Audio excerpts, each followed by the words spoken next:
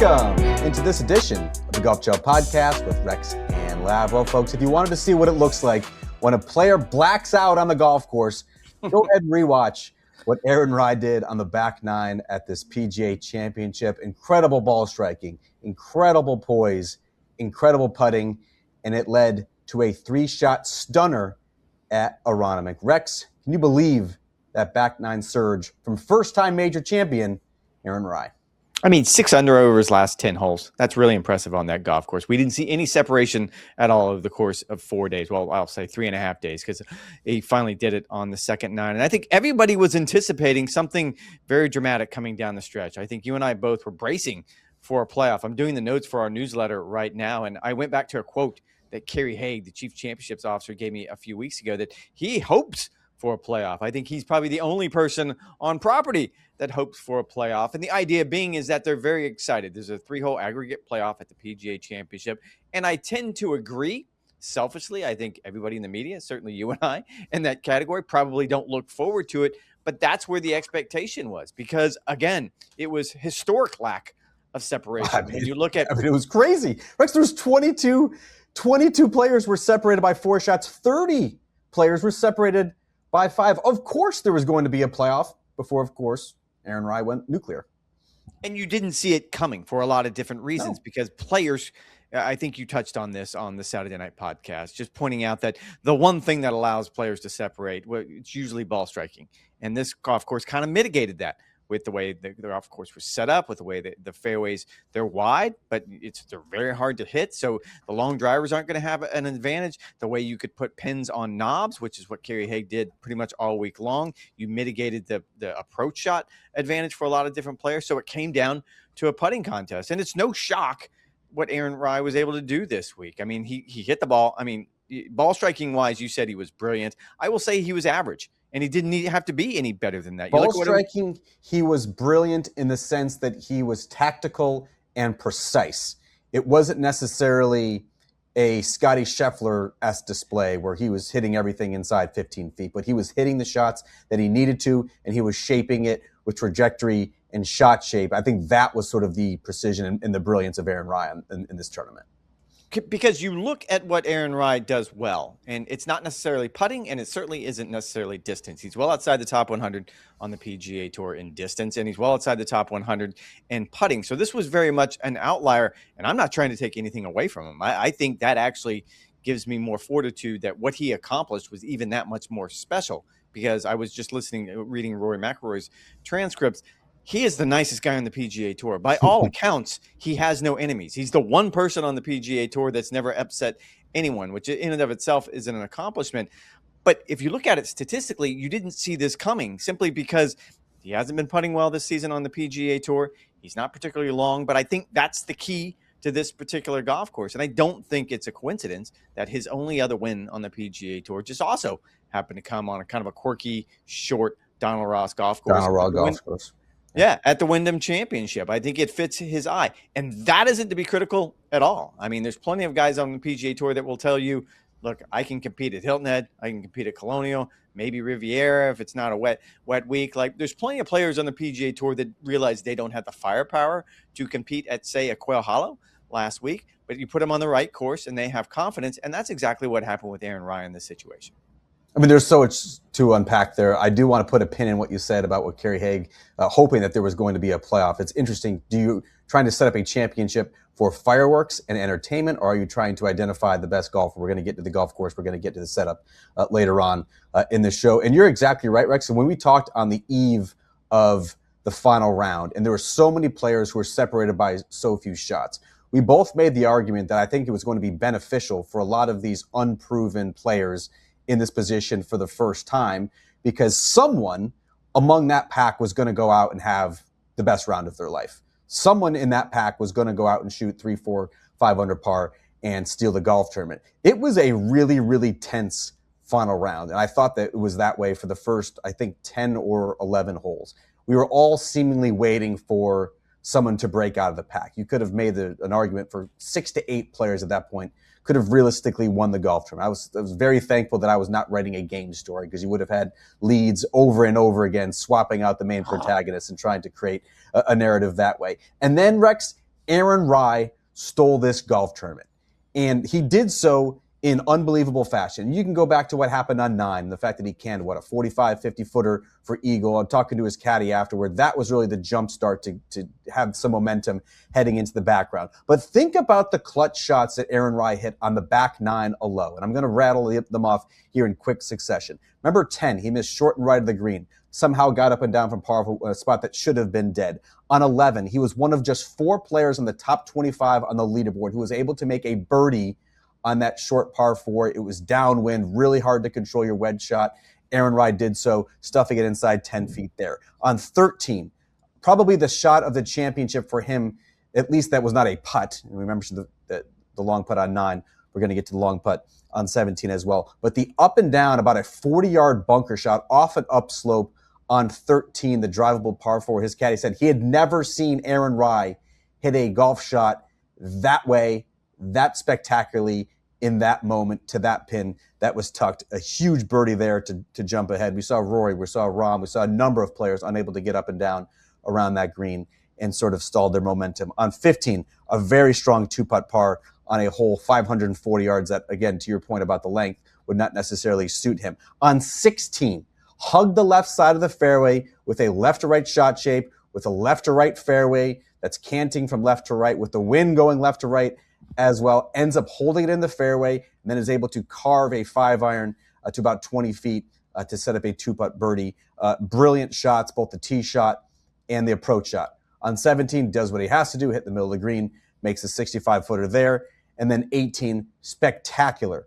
Splits the fairway, hits it about 12 feet, and cozies up the birdie putt to make par and shoot a 5 under 65. It was not a flawless round of golf. He was a little bit skittish over the first 8 holes.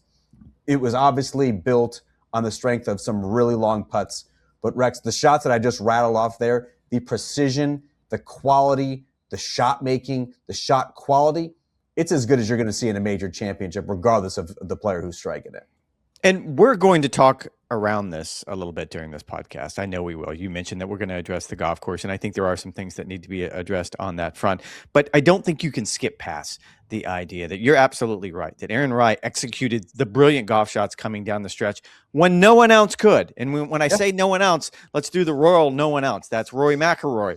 That's Jon Rahm. That's Xander Schauffele. That's Cam Smith. You can keep Scotty Scheffler. The world's best players couldn't do what he did coming down the stretch. You cannot ignore that. We can sit and talk about the golf course. We can sit and talk about exactly what Kerry Haigh was trying to do, who he was trying to identify with this particular setup. But you're absolutely right. Everyone else had the exact same opportunities, and no one else was able to do it except for Aaron Rai. I also want to just go back. I don't want to give the whole origin story here, but for those who are interested, I strongly recommend doing a Google search Monday morning when you wake up to find out who is Aaron Rai, because his story is absolutely amazing. Grew up working class parents in England. Parents didn't play golf. They played tennis. They thought maybe golf would be best for him. Really just kind of came about it organically. This is not the way superstars are born in this game normally. I mean, he kind of came up playing a 9-hole golf course, needed to learn the game through his dad would read books, and that's the way he figured it out. I love the idea that he turned pro when he was 17 years old, admits now that I wasn't ready to turn pro, just gave it a shot. It played what would be, I don't know how to describe this, maybe single A golf in Europe to kind of work his way up, lost his car twice. And I love the idea that when you talk to players who have been around Aaron Rai for a number of years, they say that point blank, he just gets better every year. It's the ultimate 1%, where he admits it himself. When he started playing in that single A league in Europe, he realized, I'm not long enough. I'm not smart enough. I don't make enough putts. I have to get better. And he's done that every single year. His path to the PGA Tour is really different than what we've seen, certainly from a major champion, but even just a PGA Tour player, period. And look, it's a testament to his work ethic, his determination, his dedication. Xander Schauffele spoke about this on Sunday night. He thought that he worked hard. He thought that he put the time on the range and on the practice putting green and in the gym. It seems like Aaron Rai is always outworking Xander, and so kudos to him for doing so. We're going to have a lot more about this in the newsletter, and that's a friendly reminder. Go to golfchannel.com/RexandLab to sign up for the newsletter. It'll be dropping on Monday morning. But I talked to Aaron Rai's wife for a long time on the 18th green, And she told me that Aaron Rai actually had a Scotty Scheffler moment from a couple years ago. Remember before Scotty Scheffler won his first Masters, he was in the fetal position. We've had a lot of fun talking about this over the years. Just basically saying, I don't know if I'm ready for all that's going to come with being world to number one and winning a major championship and essentially launching your own star.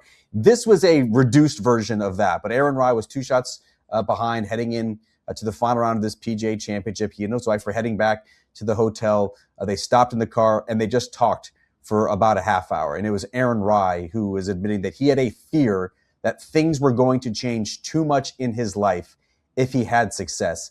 And he went out and won the PGA Championship. And his wife, who was also a professional golfer, a great player in her own right, that was like mind-boggling to her. Like, how can you be scared of being too good? But that's Aaron Rai.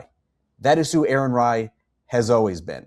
He has always been this understated, under the radar, doesn't want attention. He's never sort of outwardly expressed his goals. He never wanted to win major championships. He's never talked about wanting to win PGA Tour events. He's never had a number in mind. It never felt like winning major championships was going to be his birthright. He has always just been obsessed with the pursuit and the love of the game. That is what has driven him his entire career. It wasn't some outsized goals and expectations. He loves being a professional and he loves grinding. That's sort of hearkening back to his parents' upbringing in the working class, his parents sacrificing so much for him. We all know the stories about the iron covers and the 2 gloves and why he does it as sort of an honor and a tribute to his parents and what he's gone through. At the end of that conversation, and he was saying, look, I don't know if I'm ready for all that's going to be thrust upon me if I win this tournament. He says, don't worry, I'm going to keep you grounded. You are one of the most kindest, most gentlest, most humble, most grounded human beings possible. If it feels like life is crashing on you and you're all the fame and all the attention, don't worry, I'm here and I'm going to make sure you don't get too big for your britches. I love that. And I love the idea that the PGA champion admitted at the very end of his press conference tonight when he was asked about when you and your wife compete, because she is a top-level professional as well, how do those matches work out? And he goes, I play TPC Sawgrass more than her, so I probably understand the golf course a little bit better. It gives me an advantage. And then finally he comes around to, yes, she beats me more often than I beat her, which is absolutely amazing to hear a conversation like that. And you're right. I remember speaking with Aaron when he first came on the PGA Tour. It was at the RSM Classic. He'd earned his tour card via the Korn Ferry Tour. I kind of make it a point to try to get to know the players that I've never really met before, and walking away thinking to myself that, yeah, he's not a PGA Tour member, because all of them have something in the DNA that connects them all. Even Scotty Scheffler, who I would argue is right there in the same vein as Aaron Rai when it comes to just being a good person, being a good father, being a good husband, all of the things that we're talking about with Aaron Rai. But even when you talk to Scotty Scheffler, even when you spoke with him when he was still at Texas, there was still the edge. PGA Tour players always have some sort of edge that you have to. You cannot achieve what these players have achieved in their career, just making it to the PGA Tour. They're inherently selfish and selfish, and they want, and yeah. they want to play the let me show you game, let me show you what I can do game.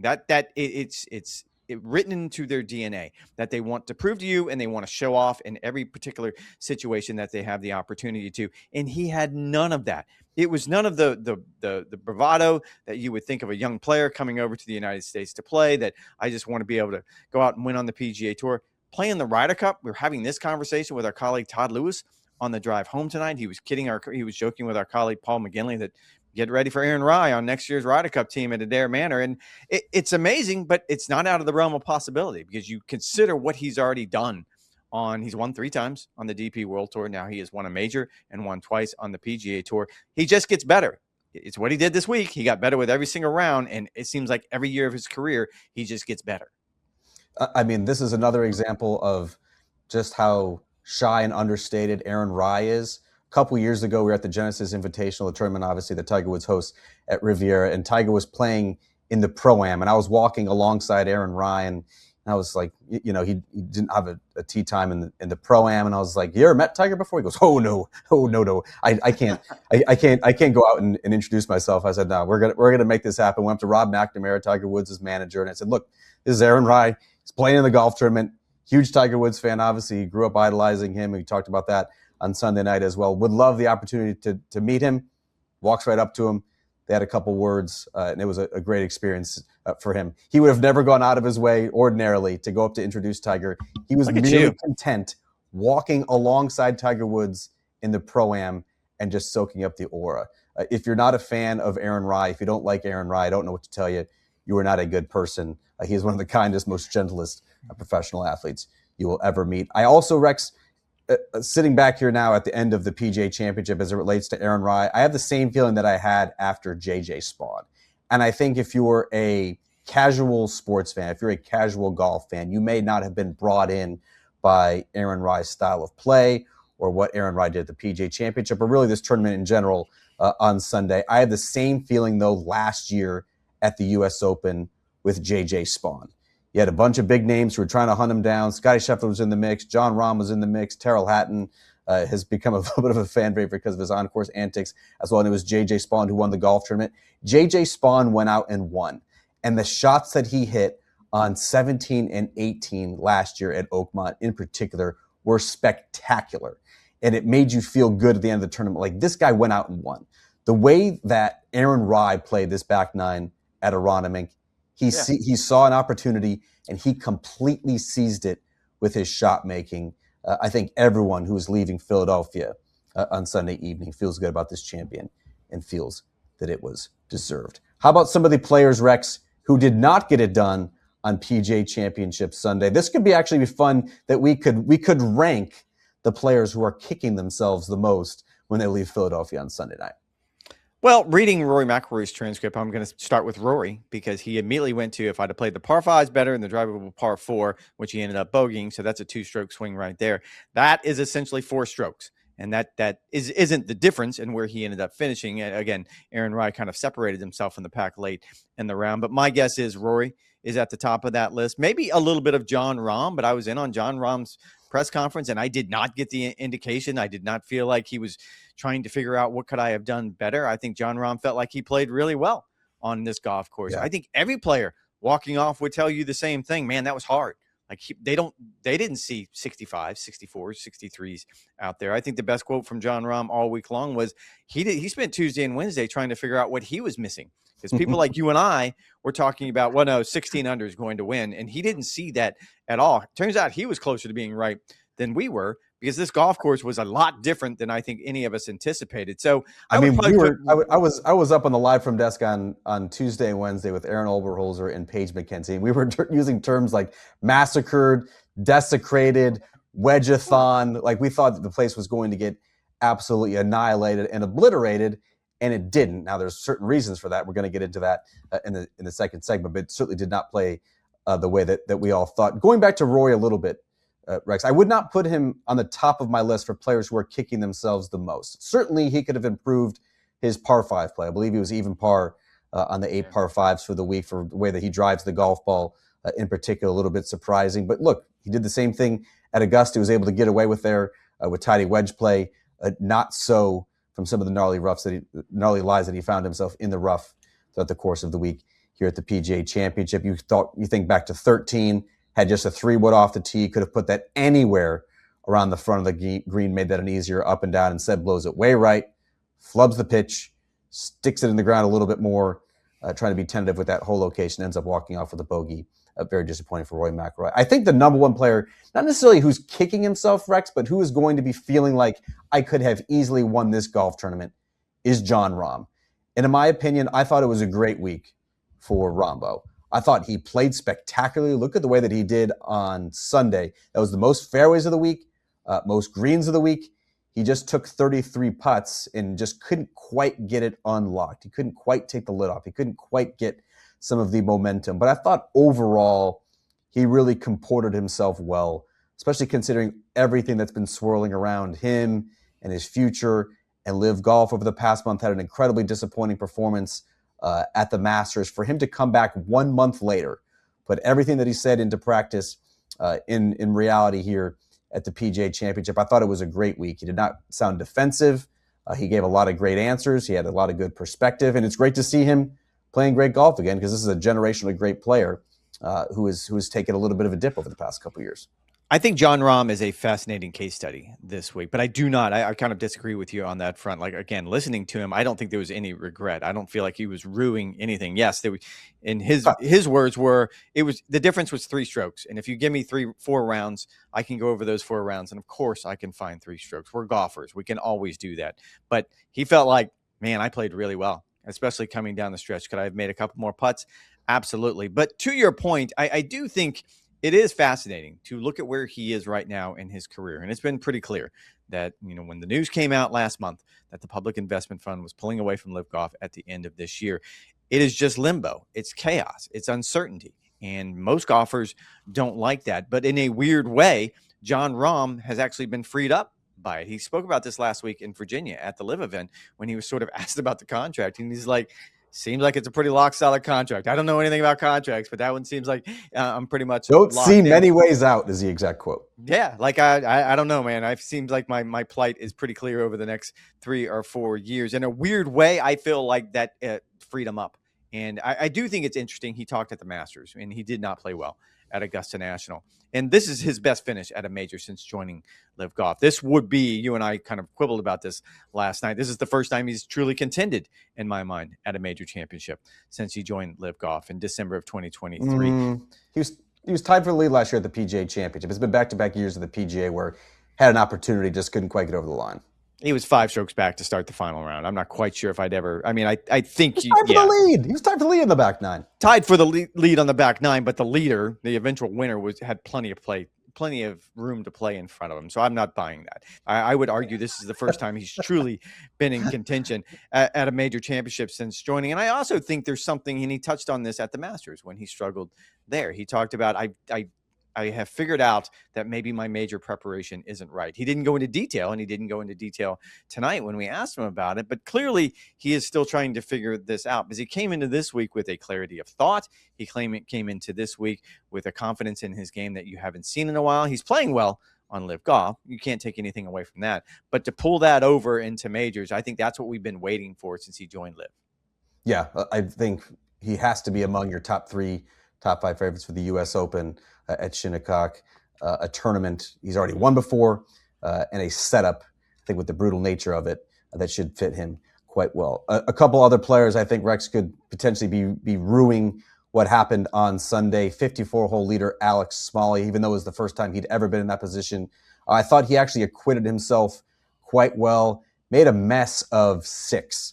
The short par 4, drove the ball, pulled it left, ended up making a double bogey in what should have been a birdie hole if he was able to find the fairway. That was certainly disappointing. Ended up rallying and tying for second, earning some very valuable FedEx Cup points for a player who at this point is having the best season of his career. You look at Matty Schmid, who was in the final group with Alex Smalley, still had an opportunity. He was just 1 shot behind at the time. On 15, it's playing easier. It's the 554-yard hole. We saw even Aaron Rai, short-hitting Aaron Rai, take 3-wood to make sure that he was going to put the ball in play.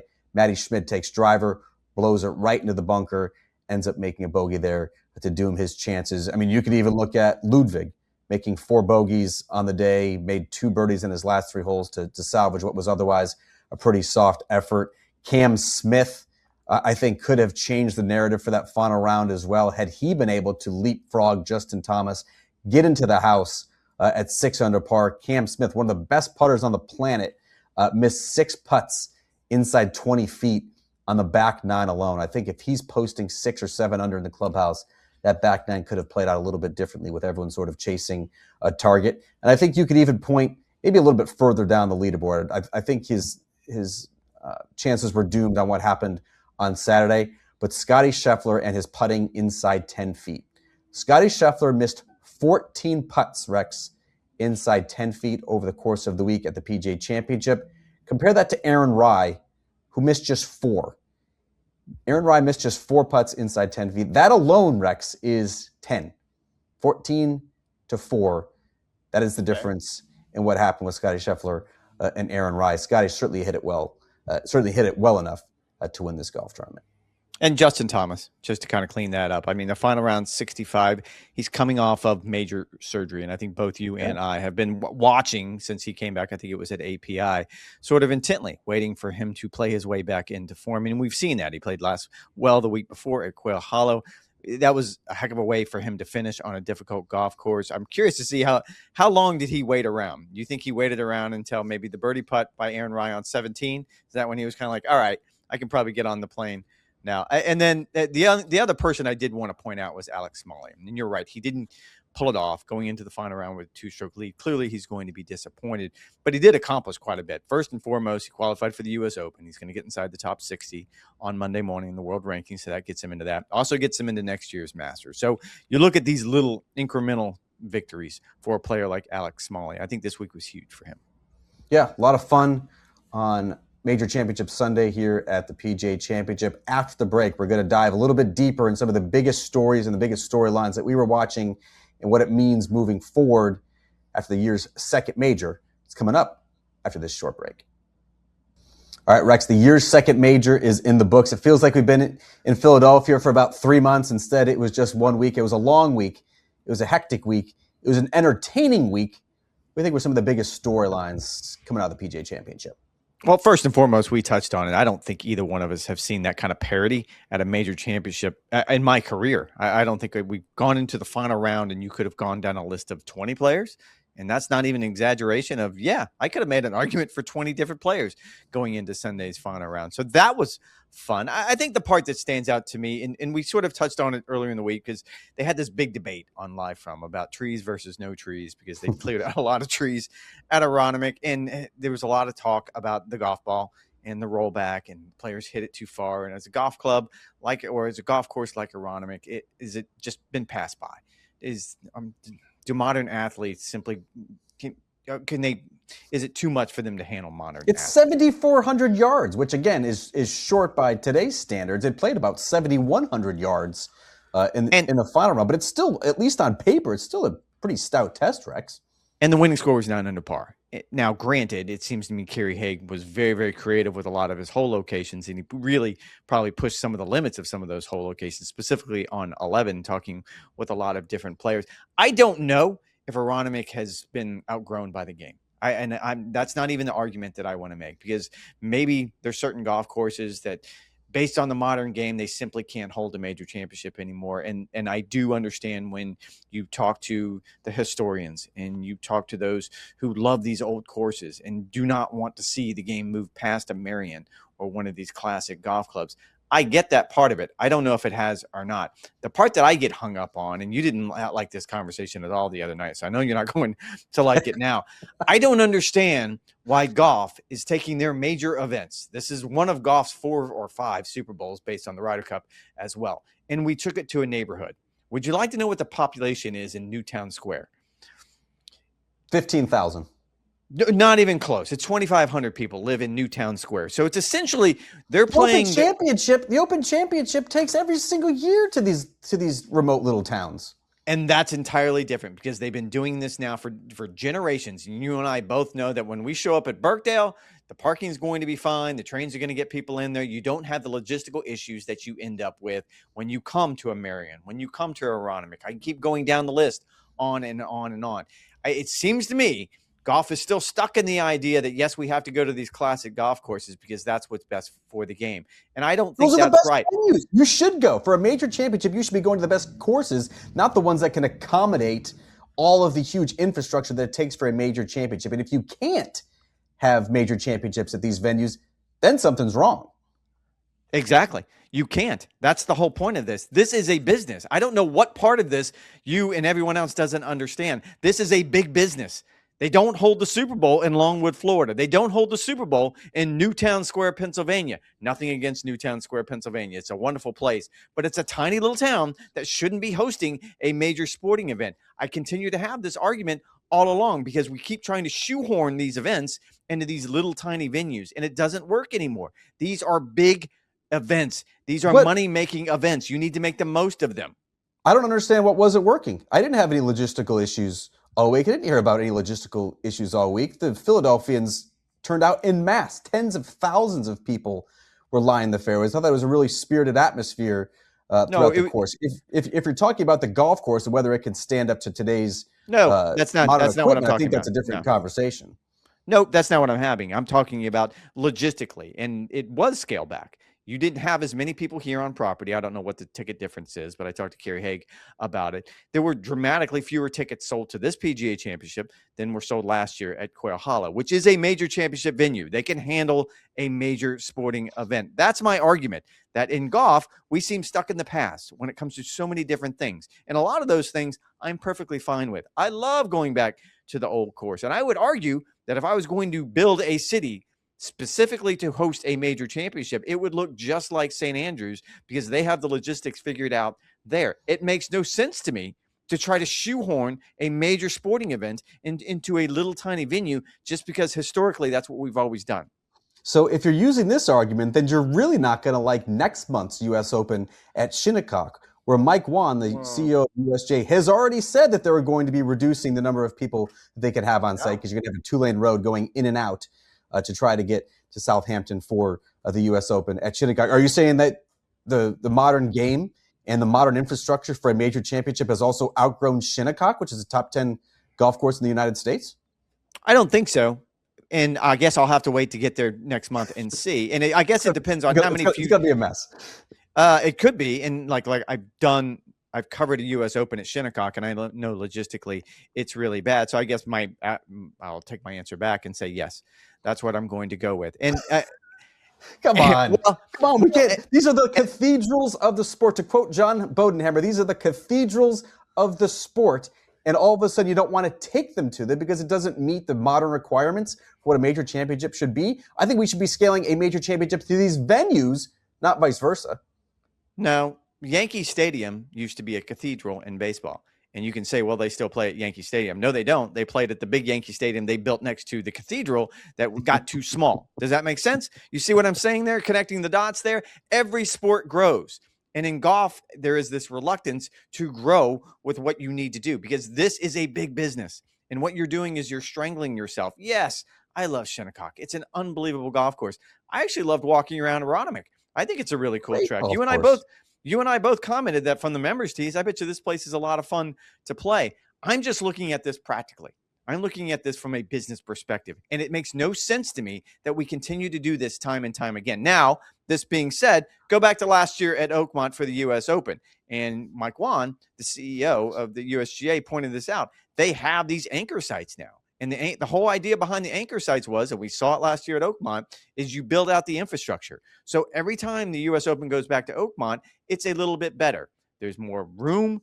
There's more parking. There's more chalets. There's more spectator viewing areas.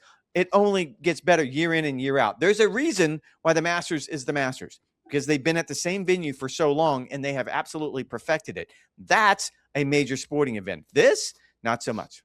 Well, you're going to be in hog heaven next year and also in 2034 when the PGA Championship goes to Frisco because there's nothing but wide open spaces. The golf course, I think, leaves a lot to be desired.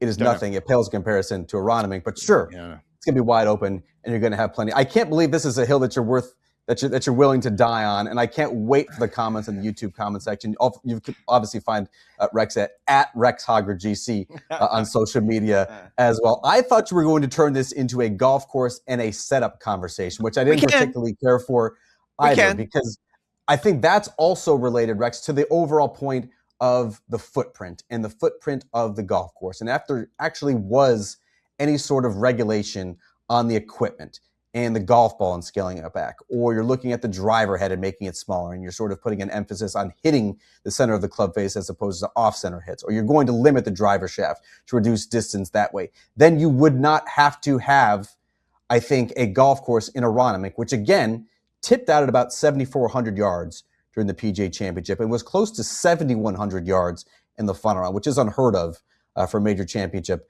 in 2026. But I don't think it was necessarily tricked up, but I thought the PGA Championship staff, led by Kerry Haig, was very, very protective of the golf course. And everyone knew that Aronimink was short by today's standards. Everyone knew that players, if you could fly at 305 yards, are going to be able to carry a bunch of the dog legs and carry a bunch of the bunkers. Everyone knew that Aronimink's greatest defense was its putting surfaces. They're notoriously difficult.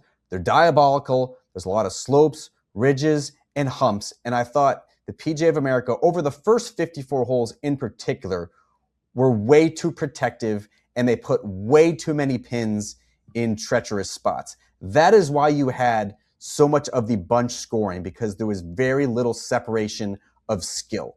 Because when there wasn't a penalty for hitting it offline, which there wasn't over the first 54 holes, we're going to put a pin in that because Aaron Rai was very precise and he was rewarded for that in the final round. But when you did not have a penalty and the greens are so dangerous with any sort of misses, everyone is essentially playing from the same spot.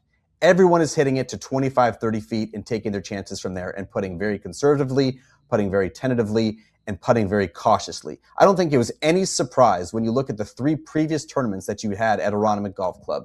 The winners, all of them were ranked inside the top 3 in strokes gained putting for the week. It became a putting contest because the golf course can get overwhelmed. This week in particular, 4 of the top 6 eventually on the leaderboard were all ranked inside the top 5 in putting, including Aaron Rai, whose numbers were obviously boosted by the bombs that he made in the final round. If you had a golf course that was playing more to size, if you did not have players who were able to fly at 350, 360, 370 because of the modern equipment, because of the agronomic conditions, because it was 85, 90 degrees over the weekend and the ball was flying forever, you could have had a test that did not need to be set up so protectively as the PGA of America did throughout the PGA Championship.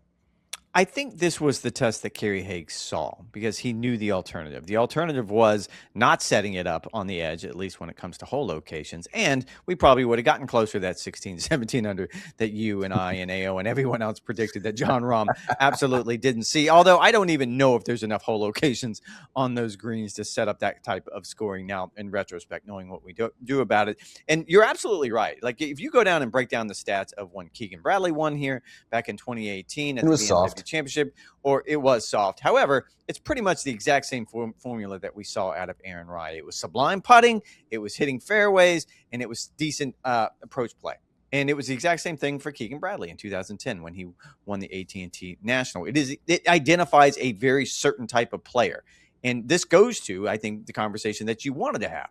Most major championships in the modern era right now, you're going to identify the best ball striker, whether if that's off the tee or that's from the fairway or some combination of those two things. Some places is going to get rewarded that you just stand on tee boxes and just bomb away. And it's a Rory McIlroy type test where the longest and the straightest is going to win that week. Some weeks, most weeks, it feels like, Augusta National being the primary example, it's a second shot golf course and you're going to award approach play and exacting and making sure you're hitting it to the exact spots you want to on those types of demanding greens. This is clearly a putting contest. I'll take it a step further and say it's a lag putting contest because you weren't giving yourself that many opportunities to really convert.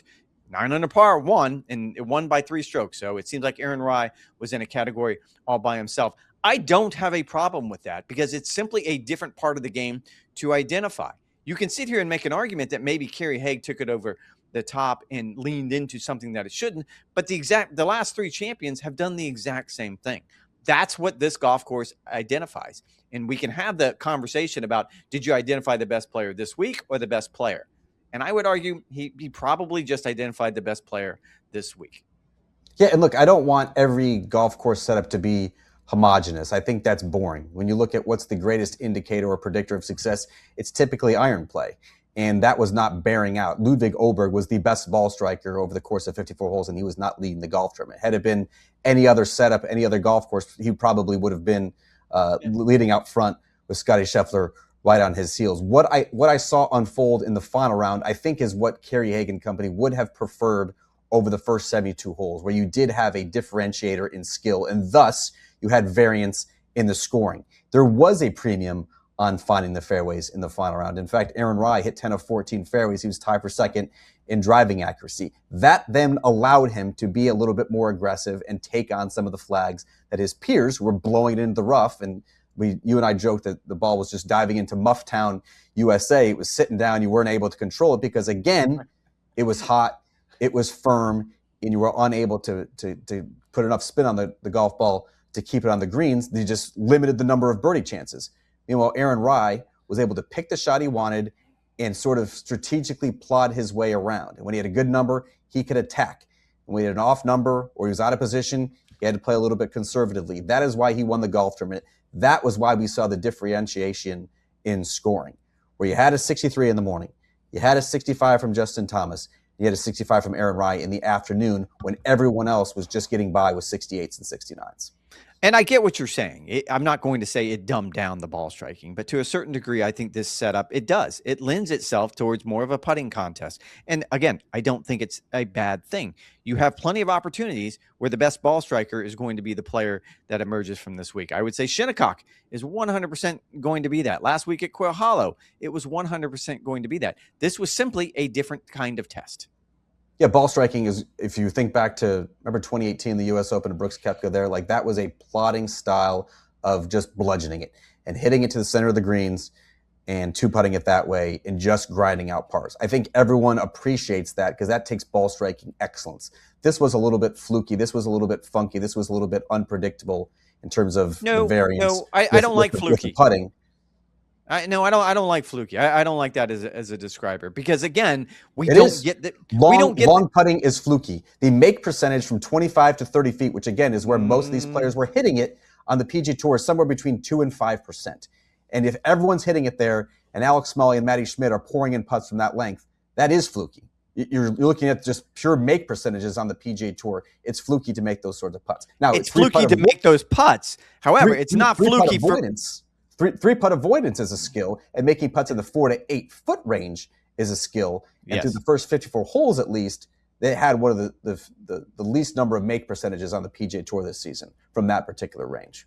And approach putt performance. That was the one stat that I watched all week long. Because if you look at approach putt performance, and it's a little weird to try to describe that, but it almost mirrored the leaderboard perfectly. If you look at Aaron Rai, he was second in that category. Pretty much everyone else fell into the category that they were. Again, not probably the test I want to see week in and week out on the PGA Tour or at a major championship, but it's just a different test. It's a different way to identify the top player in the world. And this one, just so turns out, was Aaron Rai. Yeah, look, we don't want cookie cutter. We don't want homogenous. What you saw at the PGA Championship is different than what you see at the Masters. It's going to be different than what you see at the Open Championship and certainly next month at the U.S. Open. I know, Rex, you also wanted to get into live golf and that being one of the biggest storylines of the week for you. You look at Jon Rahm's play. You look at Cam Smith's play. You look at Joaquin Niemann, who was chasing some of the leaders over the course of the tournament as well. What was the biggest takeaway on that front with the breakaway league, which, look, its future could not be more uncertain?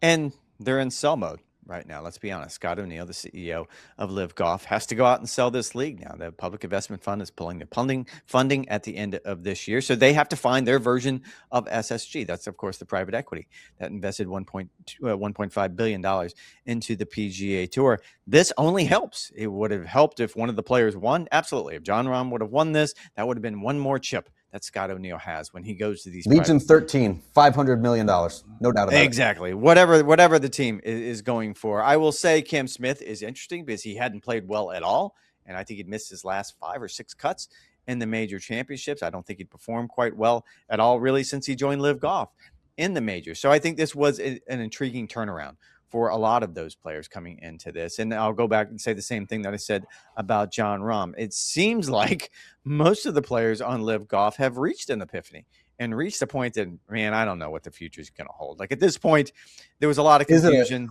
That's interesting. Do you think it's an epiphany, Rex, or do you think it's urgency and that now they're sort of seeing their competitive mortality on Live Golf potentially approaching? All of a sudden, are they locking into a new level? I mean, Cam Smith has done virtually nothing on the world stage over the past couple of years. Obviously, he changed swing coaches, left his longtime swing coach, just started hooking up with Claude Harmon III over the past couple of weeks. But this, I think you see a level of clarity and sharpness in the play that was not evident for either Jon Rahm or Cam Smith. Which I think there's a good point to that. However, the outlier is always Bryson DeChambeau, where he doesn't seem to have anything going right in his game right now. You looked at him on the range earlier in the week. I was talking with some reps on the range. They're like, he is in full grind mode. Like it seems like everything that's going on right now in that circle is panicky. He didn't play well. He missed the cut by a million, didn't talk to the media. So the world is not all right with Bryson DeChambeau. And I would say the immediate future leans more towards Bryson DeChambeau. We know his contract is up at the end of this year. Jon Rahm is in it for the next couple of years. He said as much. Like, there's nothing I can do about this. My guess, Cam Smith is in a very similar situation. Dustin Johnson, who hadn't done anything in the major championships in quite a while, played well. He actually showed something that we haven't seen from Dustin Johnson. He's in the middle of a long-term contract with Live Golf. So yes, I think there is something inside them that probably sees a future beyond Live Golf is probably a fair way of saying it, trying to figure out what's next. And maybe a better way of saying it is a future beyond the public investment fund, because we don't know. Maybe Scott O'Neill does come up with some sort of funding, and maybe they do carry on. So I think those are the questions that are probably driving these players right now. Yeah, look, at those are two different buckets, right? With Jon Rahm and his competitive future, and Bryson DeChambeau, who is going to be a free agent at the end of 2026. I touched on Bryson DeChambeau in the newsletter that dropped on Saturday morning. There's so many unanswered questions. And again, we had a lot of questions for Bryson DeChambeau and didn't have an opportunity to ask or hear any answers. He declined to talk to the media both after his opening round as well as on Friday. It's the first time since 2017 that he has missed two major cuts in the same season. You'd love to know, why is he so lost? Why is his driver no longer a weapon? Is he dealing with shoulder and wrist issues that he's talked about over the past couple of months? Why is his approach play and his wedge play in particular fallen off since 2020 or 2024 when he last won a major championship? Why has his putting suffered in major championships as opposed to live tournaments? A whole lot of questions as it relates to Bryson DeChambeau. All right, after this short break, we are going to have our final thoughts for Aronimink Golf Club, which Rex apparently cannot wait to leave. Apologies to all of our friends at Newtown Square. Love it here. It's not true. I love it here. That's not true. All right, Rex, our bags are packed. We're about to head back to Florida, but first, we're halfway through the major championship season. We just covered the PGA Championship, a lot to digest over the past 7 days. What are some of your final thoughts as we look forward to the U.S. Open and the year's third major? You caught me flat-footed like 2 or 3 weeks ago when you asked me the player of the year, and I had to really think that one through. And when you sit and you think about what Matt Fitzpatrick has done, you look at what Chris Gotterob has done, you look at Rory McIlroy, you keep going on and on down the list.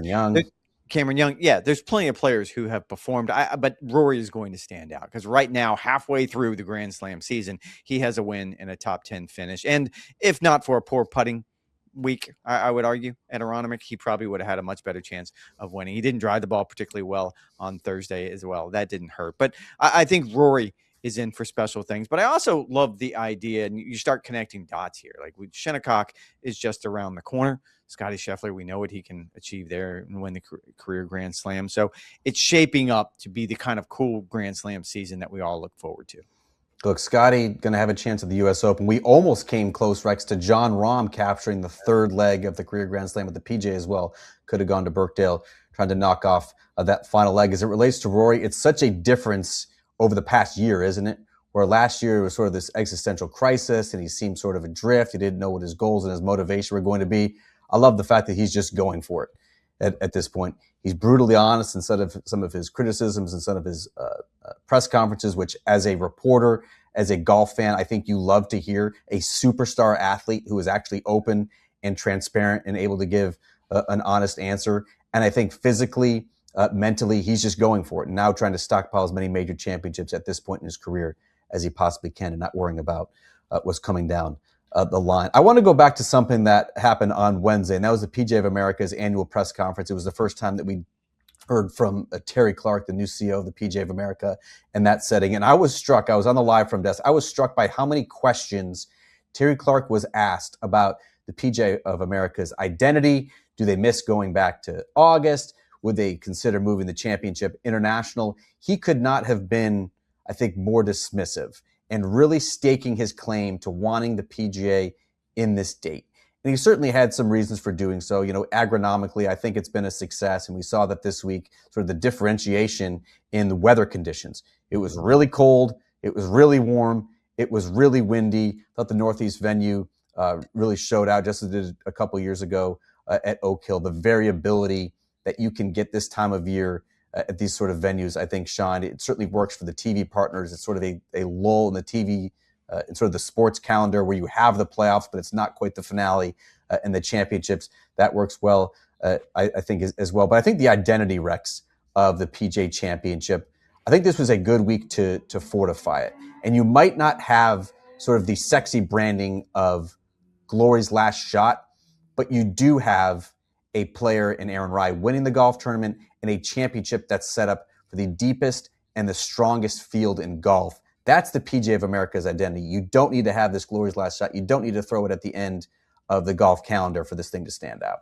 No, I agree. And I think I talked with Kerry Haig like 2 weeks ago about this, and he made a lot of good points about it's better now in May. And I truly believe that. And when it comes to the identity, I think that's still something that the PGA is going to struggle with. You can argue that it's the strongest field in golf, and it's not even an argument. It is. Statistically, it's the strongest field in golf. But I think they're still looking for something. I love the idea, and our colleague Eamon Lynch reported this earlier in the week, the idea that they're looking to events like the Australian Open, which did transform itself, turned itself into something new, something different. I think the new CEO, Terry Clark, I think has some great ideas. That's a tennis tournament, not the golf tournament, just for those, for a clarification. But yes, how do you turn something that is generally viewed as the weakest or the least prestigious of the Grand Slam events and turn it into a spectacle, turn it into something important? I couldn't agree with you more. That is sort of the model for the PGA Championship, and I'm confident that they will eventually get there.